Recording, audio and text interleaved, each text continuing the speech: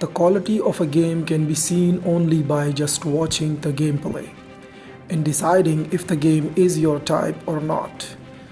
But that's not the case in nowadays gaming, is it?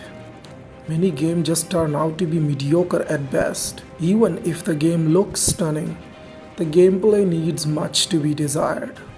But Bad to Bad Apocalypse actually surprised me with everything it offers. One thing I learned from my years of gaming experience is that never believe what you see if the game isn't released. And the trailer looks always awesome is because it's a trailer. There is a huge amount of possibility that the game will not be what you see in the trailer. But this game just remind me that how amazing it feels when the dev give us the same game they promise. Bad to Bad Apocalypse is just an amazing top-down shooter with very well optimized single-player gameplay. And it's actually much more than just what it seems at the surface level. Hello guys and welcome to my channel. I hope you are doing great. I am Genesis and this is my first impression of Bad to Bad Apocalypse. The first Bad to Bad game just was fresh idea with side scroller game with very beautiful graphics, and the animation was just very well done. But the gameplay was just too slow for my taste. Don't get me wrong, I did play that game for hours. Bad to Bad Apocalypse, on the other hand, is just completely a different type of game. This game is a mixture of top-down shooter with Metroidvania spin on it, which I don't think is ever done, especially not in an Android device. The choice of making the game open world and full of infected animals with heavy machine guns and full army war is going on around all this is just fit the serious and goofy tone of the game so well. Just come to think of it, seeing a panda holding a gun and wearing full army gear with a serious attitude is just so cute. The animation and also the gunfight feel pretty satisfying, with smooth animation, shooting, reloading, and even taking damage and using food or bandages. Every small detail is shown, and that's some impressive detail and it must be pointed out. Bad to Bad Apocalypse is kind of a game that doesn't waste any opportunity to make the game every small mechanics and turn them into the part of the animation and make the game more immersive rather than making everything simple and streamlined. For example, reloading is just not a reload, but it's more like a skill that you use to reload your weapon. And it also has a cooldown, which is surprising, but yeah. And there is a great reason behind that. So if you reload once, your main character, the panda, will reload his weapon. But if you use the reload again after the cooldown, your companions, like the eagle or any other companion you obviously have the eagle because he's the first one you will find. So your companion will reload their weapon. It's a small but neat detail that gives the player reason to always keep eye on the bullet count of every character. That just show how much thought the developer put into this game, that they even consider as small things like this. And that's just one small thing. The game also have a very good focus on exploration. Every new area is like a semi-open world map, and it's more like a hidden area the game encourages the player to explore. And that's what I meant when I say it's like a Metroidvania game. You always have this sense of exploration. And as you explore, the map will be visible, and every map has multiple things to do, like abandoned building that you can explore to find loot or help other NPC, and find item bags or enemy camps for loots, a fishing spot of course to fish, and also portal, which is like a small boss that keeps spawning enemies, and if you are not careful you can get overcrowded by the enemies before you even know it. There is a fast travel, which you also have to discover and repair, only then you can use it. And the topic of fishing, the game also have a very simple fishing mechanic, and the fishing is actually very good since you can cook the fish to make foods, and the foods you can carry out into missions, which is surprisingly pretty useful. Especially foods are great because they not only heal you but also give you extra buff, like boosting your damage or walking speed or your weapon range, and also my favorite, giving you extra experience for temporary time. And that is great for leveling up your character, especially at night time. And yes, the game also have day and night cycle. And the daytime is mostly for exploring, looting, not much enemy respawn during daytime. But nighttime is only about shooting and surviving, especially in later areas. If you feel the game is very easy and if you play only some hours, then believe me, you're gonna hate night after you progress further into the game. Simply because the enemy respawn time is very fast. But this also gives the player risk and reward opportunity, since at night you can level up much faster. But it also makes the game much more difficult at night time, and looting is not an easy task. Other than exploring, fishing and finding loot, the game also have a hub area, which is like a home base, where you can do many of the game's most important activities. There is a cooking area, which I already mentioned, that you can cook fish and also other foods. And there is your robot companion, which give you more awareness of your surrounding, at least in the beginning of the game.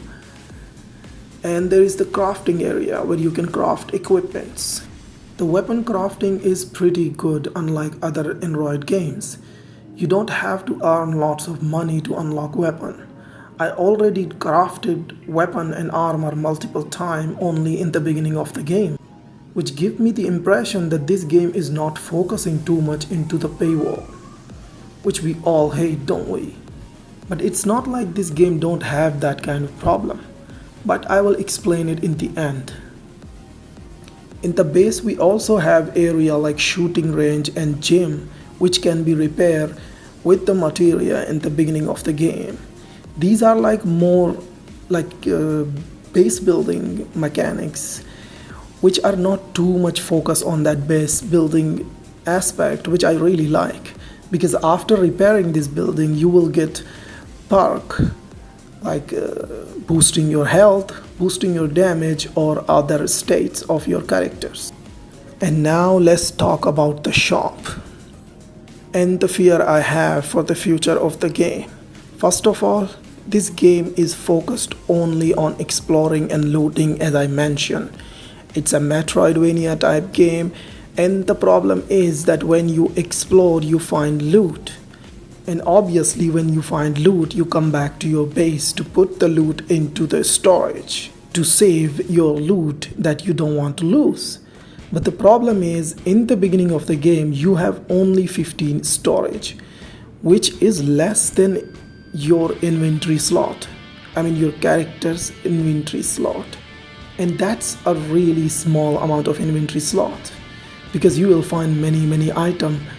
I mean, unlike loots, you find mostly important item which you need to obviously store on your storage for for example, like a blueprint of a weapon that you need 5 blueprint to upgrade or make a weapon. So obviously you are going to save that blueprint, and that's the problem because you have only 15 storage.